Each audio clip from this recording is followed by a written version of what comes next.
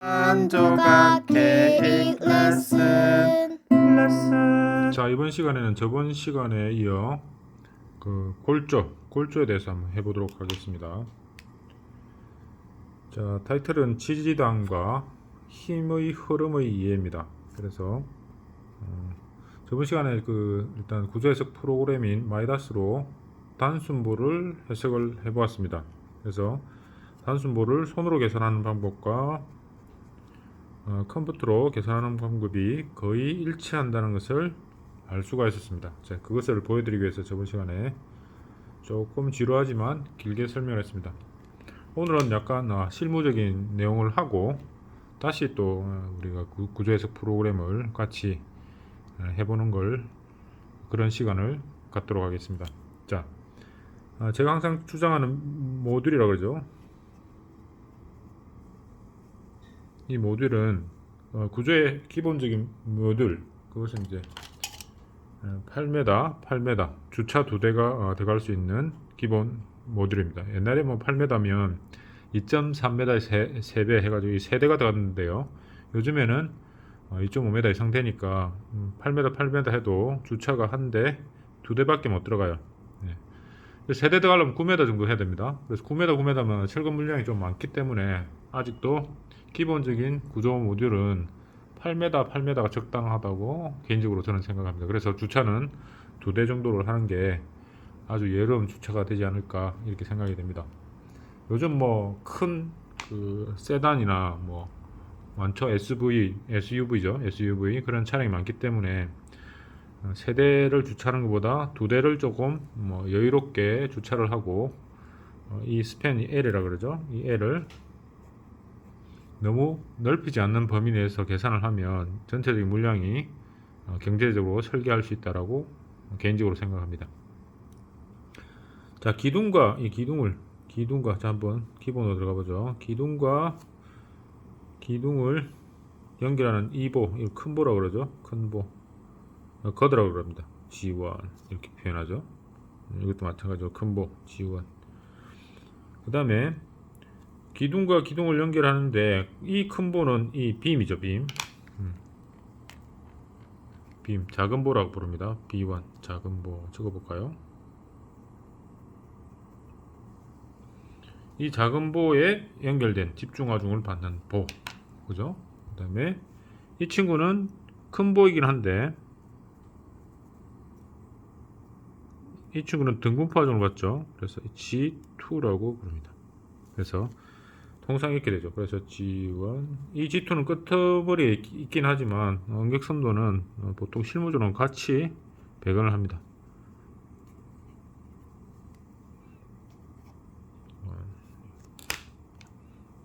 자, 이러한 골조가 있다고 치죠. 자, 그러면 기본적으로 우리가 구조 실무는 이렇습니다. 자, 오늘 할 내용이 지지단과 힘의 흐름에 대한 내용이기 때문에 지지단이, 자 보세요. G1이라는 지지단은, G1이라는 보는 집중 하중을 받는 보인데 보통 실무적으로 이렇게 표현합니다. 양단이 고정이 되어 있다. 기둥이 고정이 되어 있고 집중 하중을 받는 보 P. 이 P는 이 B1에 의해서 이렇게 내리꽂히는 이 힘입니다. 내리꽂히는 힘. 이렇게 꽂히겠죠? 네. 자, 또한 이 친구는 자기 자중의 기본적인 하중을 받고 있어요. 이런 응력 상태를 나타내고요. 그 다음에 G2 볼까요? G2는 등분포 하중을 받죠. 자, G2는 위쪽 기둥과 오른쪽 기둥이 접합이 되어 있네요. 이렇게 접합이 되어 있을 경우는 양단 고정이라고 보고 계산하는 겁니다. 이렇게 양단 고정보. 우리 역학 시간에 다 배웠죠. 역학 시간에 이 친구들만 배우니까 여러분들이 실무에 적용이 안 되는 겁니다. 자, 실무적으로는 이렇다는 이야기죠. 자, 이 등분포 하중인데 이 등분포 하중은 이 G2 입장에서는 볼까요?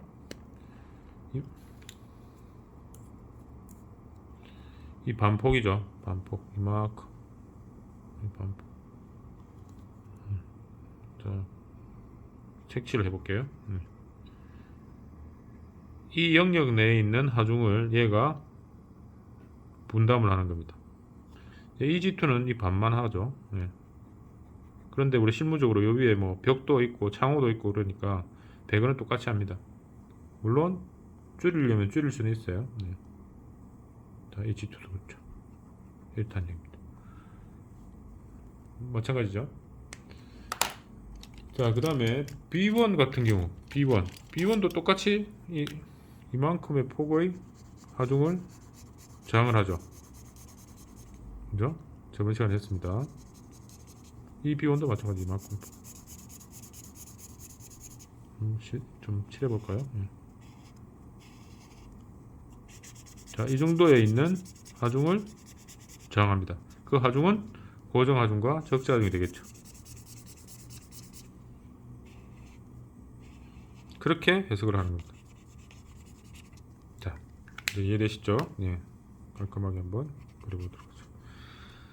자, 그러니까 G2는 이 노란 영역에 있는 하중을 이렇게 등분포 하중으로 적용을, 이게 장을 받죠. W1, 이거는 이제 만약에 노란 부분이라고 하면 이 친구는 G 몸무게도 있죠. G 몸무게 자중도 이렇게 있습니다. 이 몸무게 자중은 W2라 하죠. 이게 자중이죠. 이렇게 고려를 할 수 있습니다. 이 W1은 물론 데드로드에 의한 W 하중고 라이브로드에 의한 W가 되겠죠. 자, 고정단, 지지단은 뭡니까? 양단 픽스로 가정해서 계산을 많이 합니다. 기둥의 강성이 좋다는 가정하에 그렇게 해야 문제가 풀리는 거죠. 자, 그 다음에 이 친구 있죠. 이 친구는 저번 시간에 했죠. 이 친구 B1. 이 친구는 G1에 의해서 정착을 하는데 뒤쪽에 친구들이 없죠. 그래서 혼자 놀고 있기 때문에 그냥 이 친구의 그 지지단의 그 고정도가 떨어집니다. 고정도.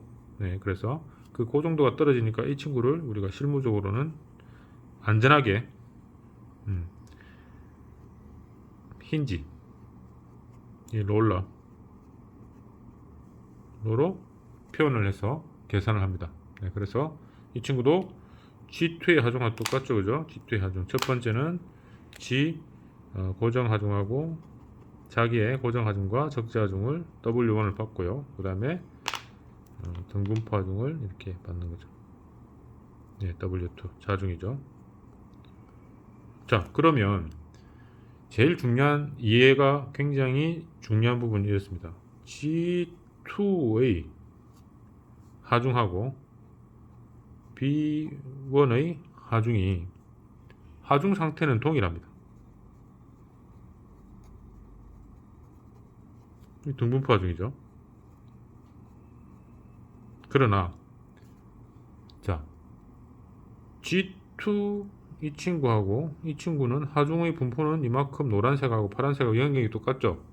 하중의 상태는 등분포이고 하중의 면적도 똑같은데 다른 건 뭡니까? 이 지지단이 다르죠. 그래서 G2하고 B1이 다른 것은 지지단의 상태가 다른 겁니다. 그래서 여러분들이 실무적으로 풀 때 이 친구는 고정도가 좀 있긴 하지만 안정적으로 풀기 위해서는 핀으로 가정을 한다는 뜻입니다. 가정. 그래서 이걸 가정해서 문제를 푼다 이렇게 보면 됩니다. 이렇게 가정. 지지단을 가정해서 풀면 우리가 문제를 아주 단순하게 풀 수 있다. 그래서 보시면 집중하중 받는 분은 역학 시간에 모르는 학생들은 저희 구조역학을 보시기 바랍니다. 뭐 이런 식으로 나오죠. 8분의 PL 그죠? 이런 식으로 나오고 그 다음에 등분포 하중 이렇게 나오겠죠. 자중을 무시했을 때는 이런 모양이 나오겠죠. 자, 이 친구는 우리 역학 시간에 배웠죠. 자중을 일단 무시했을 때 뭐 자중 고려해도 이 모양은 나오겠네요. 이거는 자, 우리가 자중을 무시했을 때는 정확하게 말하면 8분의 P, 이 P 곱하기 L. L은 8m죠. 그죠? 이 친구는 뭡니까? 12분의 오메가 L의 제곱. 마이너스 값이죠. 플러스는 이거는 24분의 오메가 L 제곱. 이 친구는 뭡니까? 이렇게 뜨죠. 이 맥스가 뭡니까? 8분의 오메가 곱하기 L의 제곱 이렇게 되는 겁니다. 자, 철근을 한번 그려볼까요? 철근. 철근. 자, G1의 철근의 상태는 어떻게 됩니까? 자, 힘 배관은 이렇게 되죠. 밑으로 내려가서 배관을 하고 다시 올라가서 이렇게 배관을 하죠. 네, 이렇게 되는 겁니다. 다시 이거는 상부가 인자이니까 철근이 밑으로 내려갔다가 올라와서 이게 주근이 이렇게 되겠죠. 옛날엔 벤트건 썼는데 요새는 벤트건 쓰지는 않습니다. 일단 주근의 위치를 정확하게 나타내는 거. 이것도 마찬가지죠. 주근이 이쪽에 하고 하부근이 주근이고 연결되고 상부근. 아시겠죠? 자, 이 친구는 뭡니까? 하부근이 주근이죠. 주근이 하부근이 주근이다. 이렇게 되는 겁니다. 그래서 보시면 이 친구는 하부가 주근이죠. 하부가. 네, 이 친구는 뭡니까? 상부가 주근이고 중앙부는 하부가 주근이고 이건 하부라고 표현합시다. 그러면 이거는 점선으로 해야 되겠네요. 점선. 예. 하부가 주근이니까 점선. 그 다음에 상부가 주근이니까 실선 이렇게 되는 겁니다. 이 친구는 단순 보니까 하부가 주근이에요. 이렇게 하부가 이렇게 표현하고 이 친구는 상부로 왔다가 하부가 주근이고 다시 상부가 주근이 되겠죠. 연결해서 바로 가는 겁니다. 하부가 주근이고 상부가 주근이다. 이렇게 표현되는 거죠. 자, 이게 머릿속에 다 들어와야 됩니다.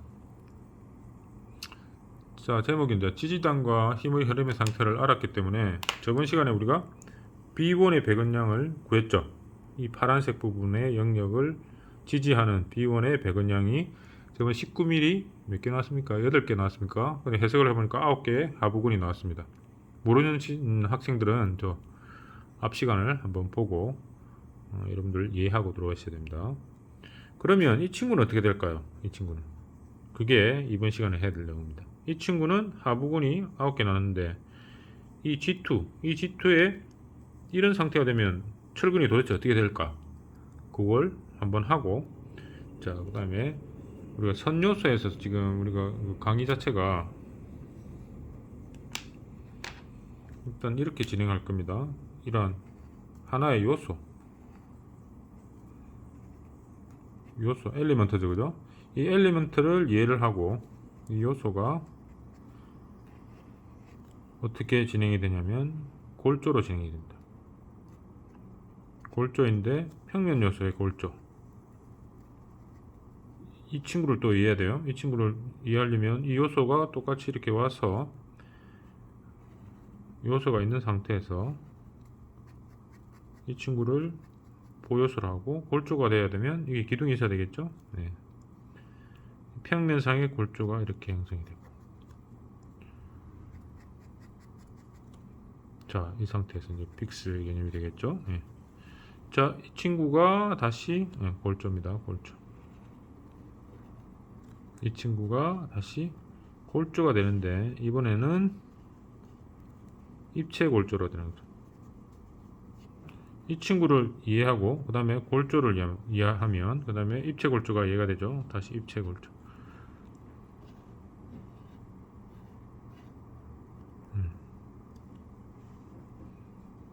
이런 식으로 되겠죠.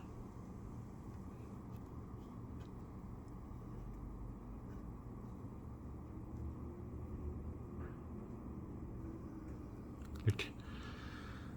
자, 이 친구가 이제 이해가 되면 이 친구. 제가 학교 다닐 때는 이런 프로그램들이 없었습니다. 그래서 전부 다 손으로 이렇게 이 입체까지는 우리가 엄두도 못 냈어요. 그래서 제가 학교 다닐 때는 평면으로 해서 골조를 해석하다가 이제 입체 요소가 나오니까 그때 현대건설 2D 프로그램이네요. 2D 프로그램에서 같이 입체, 셉이나 이런 것들의 이탭스라는 그런 프로그램들이 외국에서 개발돼서 프로그램이 개발됐죠. 옛날에는 이게 현대건설의 2D 프로그램, 그 다음에 이 친구는 이 이탭스나 그때 셉이라는 프로그램이 있었어요. 마이다스 프로그램은 없었습니다. 그래서 이제 초창기에 마이다스 프로그램이 나와서 이제 아주 많이 사용자가 됐습니다. 그래서 지금은 모든 골조를 입체적으로 푸는데 뭐 조금 더 상세하게 되긴 하겠죠. 이게 더 정밀한 거니까. 그렇다고 하더라도 이 친구도 맞고 이 친구도 맞는 거예요. 그래서 이 친구를 먼저 이해하고 이 친구를 넘어가야 됩니다. 그래서 힘의 흐름에 대해서 한번 보면, 자, 제목이 우리가 힘의 흐름이죠. 힘의 흐름. 자, 힘의 흐름은 물의 흐르듯이 하고 똑같습니다. 물을 여기다가 물을 이렇게 부으면 어떻게 됩니까? 처음에 슬래브죠. 슬래브, 그 다음에 이 슬래브가 물이 흘러가서 어디로 갑니까? 슬래브 받아서 보로 흘러가죠. 보 흘러가고 기둥으로 흘러가다가 밑으로 기초로 됩니다. 이렇게 흘러가겠죠. 그래서 항상 힘의 흐름을 생각해서 물이 요 위에서 떨어진다 보면, 그래서 우리가 구조 해석을 할 때는 슬래브, 그 다음에 보는 뭐 큰 보하고 작은 보가 있겠죠. 큰 보, 작은 보, 이 친구를 해석을 하고 그 다음에 기둥으로 갑니다. 기둥을 해석하고 그 다음에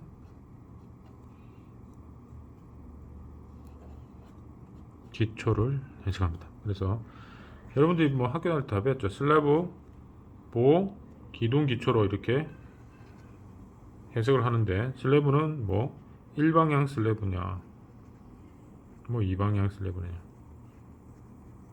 이렇게 구분이 되죠. 이런 식으로 흘러간다 라고 보시면 됩니다. 그래서 이론 수업은 오늘 여기까지 하고, 지금 이 다음 시간에 유한요소 해석이죠. 자, 이 친구의 영역 상태의 배근하고 이 친구의 영역 상태의 배근이 어찌 되는지 한번 보면서 설명을 드릴 겁니다. 이상으로 치지단과 힘의 흐름을 입체적으로 이해하고, 전체적으로 힘의 흐름은 슬래브 보 기둥 기초, 슬래브 보 기둥 기초로 흘러간다, 물이 흐르듯이 흘러간다 라는 게 본 강의의 결론이었습니다. 이상으로 강의를 마치도록 합니다.